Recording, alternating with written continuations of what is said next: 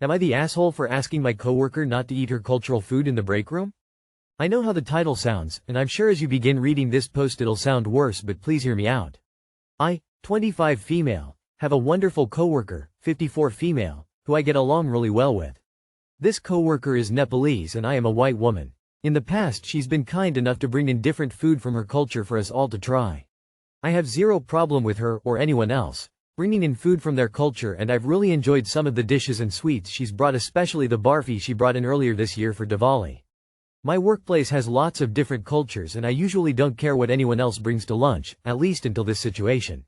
A couple of weeks ago I noticed a horrible smell in the break room that was incredibly strong. It was kind of like if you farted into a sweaty sock and stuck it to your face. It was honestly inescapable within the room, even after I changed the rubbish bin. I didn't know what it was, but ended up going outside and eating in my car. I figured it was just a one-off, but for every few days I'd smell it again. I genuinely had no idea where it was coming from. During this time I just ate outside the building, or in my car. However, one day I walked in and it was somehow even stronger. This day happened to be a day I had the same break as Jane. I noticed she was eating a fruit and realized that's where the smell was coming from.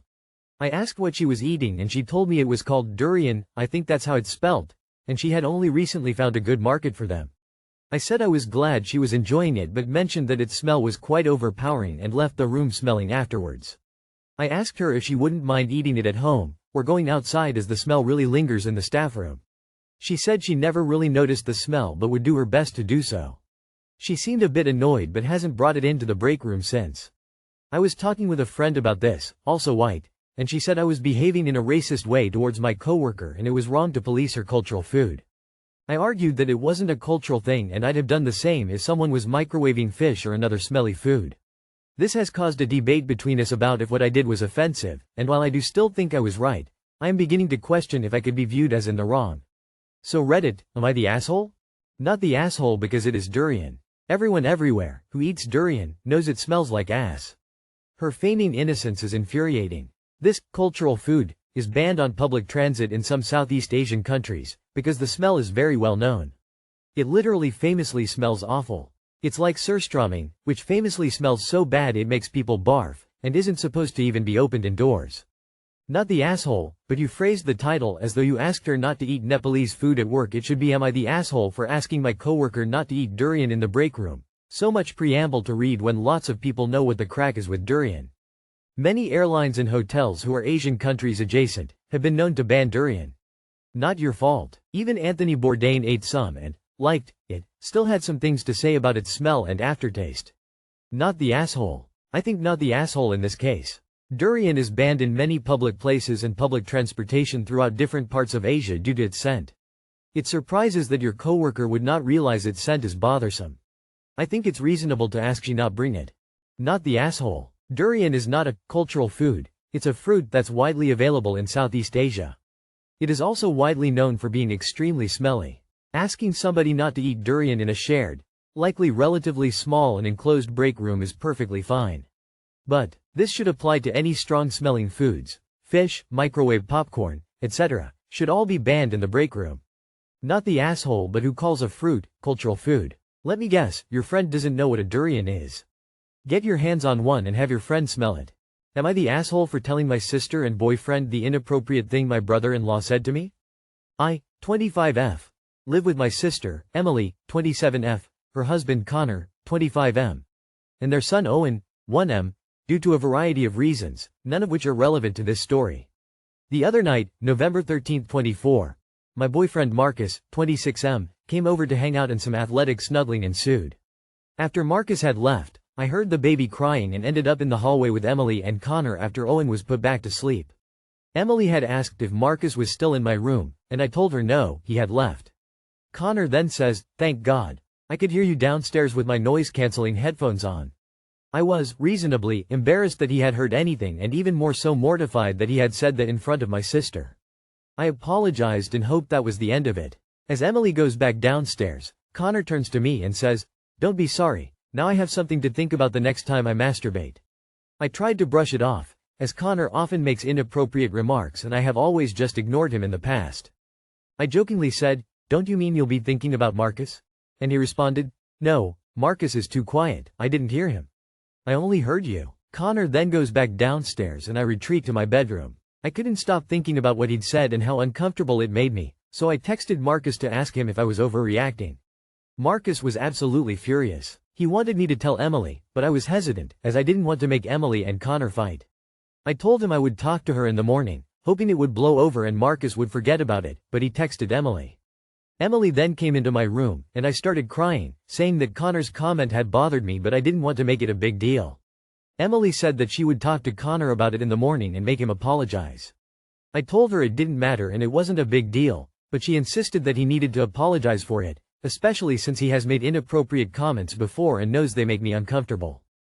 The next day, November 14, 24, I could tell something was tense between Emily and Connor, but I came home late, so I didn't interact with them much.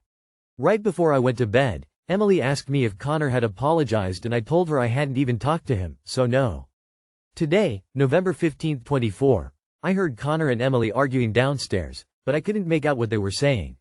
Eventually, Connor storms upstairs and I hear him say, "No, I'm not going to. It's not my fault that none of you can take a FC King joke." I know they were talking about Wednesday night. I knew Emily would be upset, but I didn't know Marcus would be so angry, and I didn't know it would cause this giant fight between Emily and Connor. Am I the asshole for saying anything at all? Edit. I hear them having sex regularly. It seems like people think the issue is that we were heard, but the issue is what he said about it. They made a baby in this house, Marcus and I hear them all the time when we're just hanging out here. Also, it's our house. That me and my sister, own together, along with our parents. I'm not staying at their house, it's just as much my house as it is theirs. He's mad you didn't flirt back. He's mad he got caught. Not the asshole, but your sister deserves a husband that doesn't want to fuck her sister. Time to move out? Not the asshole, he's repulsive and that comment was heinous. On another note, why are you loud fucking in her sister's house like WTF? With their kid also living there, is that like a kink or something? Not the asshole. The comment Connor made was no joke, it is creepy and predatory. You are owed not only an apology but a guarantee that he will get professional help for whatever issues made him think that behavior was even remotely acceptable. Your boyfriend is right to be furious and very concerned over this. Although, I agree that having sex, and don't sugarcoat it with, athletic snuggling, loud enough for someone with headphones to hear is excessive and a bit rude. However, Connor is gross and that comment is so wrong. I think you and sis need to have a conversation about the living arrangement or setting hard boundaries with Connor. Why would your sister even want to be with someone like that? Unless you are in some kind of open or poly relationship, no one should be telling a roommate they're going to masturbate while thinking about them, let alone your in-law. She should be rethinking that relationship since he thinks there is nothing wrong with that joke. Especially since he has made inappropriate comments before and knows they make me uncomfortable. Babes. No, not the asshole at all. I hope y'all don't have to deal with Connor's dumbassery much longer. Not the asshole. Connor and your sister arguing is Connor's fault. If he had apologized like he was asked to or just never said something inappropriate in the first place, none of this would be an issue right now. Also, everyone, your boyfriend and sister are on your side and sticking up for you, so believe them when they say you shouldn't have to deal with Connor gross comments, and he shouldn't be allowed to get away with making you feel uncomfortable regularly.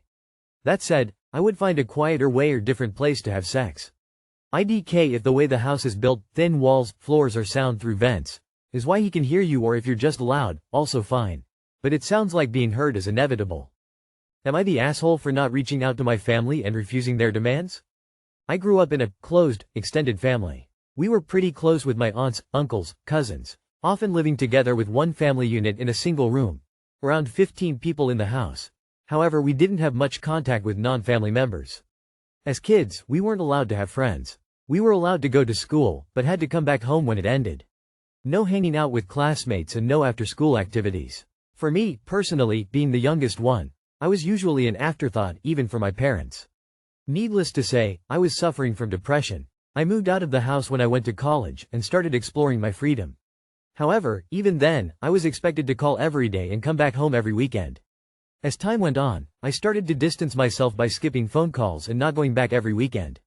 Eventually, I broke off all contact with my family. A year after graduating, I had a pretty stable life for myself and I thought to get back in touch with at least my parents and siblings. The first few conversations, over phone, were just them yelling at me, and I endured it. After months of this, we were finally able to have some conversation. And every time, I was the one who called. When I finally visited back home there was more yelling and they expected me to move back into the house. I refused their demand, which led to more yelling again. This continued for a few more months without any progress. So, I started to distance myself again. That was over a decade ago. Last year, I started to get phone calls from several family members. However, every single call follows the same routine. First they try to make me feel guilty about breaking contact and not calling or visiting. I just hang up if they start yelling. And then they want something from me. Usually they want money or have some of my cousins move in with me. My response to that is always no. So, am I the asshole?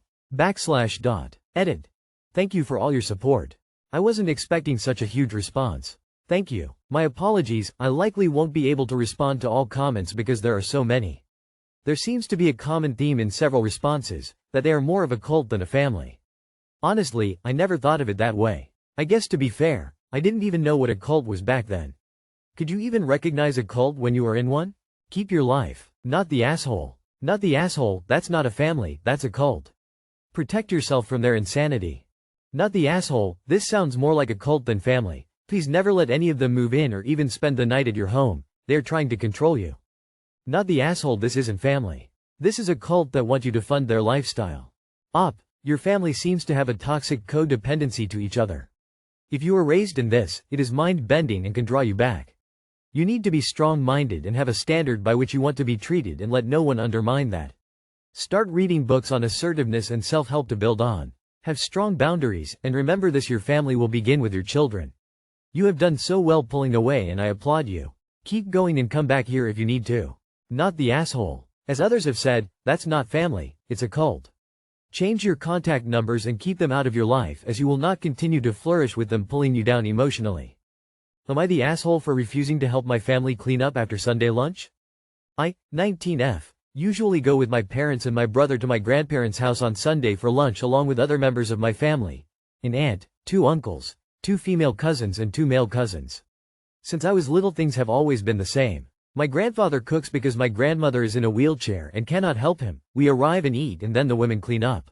I always hated this because the moment we are done eating my aunt stands up and says, "Girls, come and help us."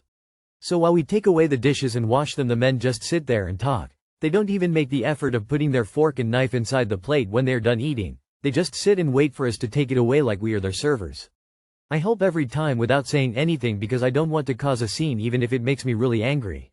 Last week I wrote a message in the family group chat saying that on Sunday the men were going to help to clean up because they never do, and my female cousins and my kin back me up. But on Sunday when we were done eating, just the women got up as usual and my aunt called only for the girls to help. I felt so angry that I just went to sit on the couch and declared that I was not going to move a finger until the men did. Obviously nobody did anything and I was furious. That evening I got a call from my cousin, 29F, saying that I was rude for refusing to help and leave them to do all the work. So I said that she never told this to her dad or any of my male cousins and hung up the call. Now I'm thinking that I might have gotten too angry and overreacted? Am I the asshole? Not the asshole. Of course the cleaning up needs to happen. And it's not fair for your grandfather who cooked the meal to be left with an unclean kitchen. But it's not women's work, and it bugs me to no end when women perpetuate sexist bullshit like this. Talk to your grandfather and grandmother. Explain to them, see what they say. They need to set the tone here. If you persist in eating their food without clearing up, you will be the asshole, so prepared to not come to family meals, or volunteer other help around the house while you're there. But you're absolutely not the asshole for wanting a non-gendered division of labor. Not the asshole, this outdated view on things and should be changed within all families.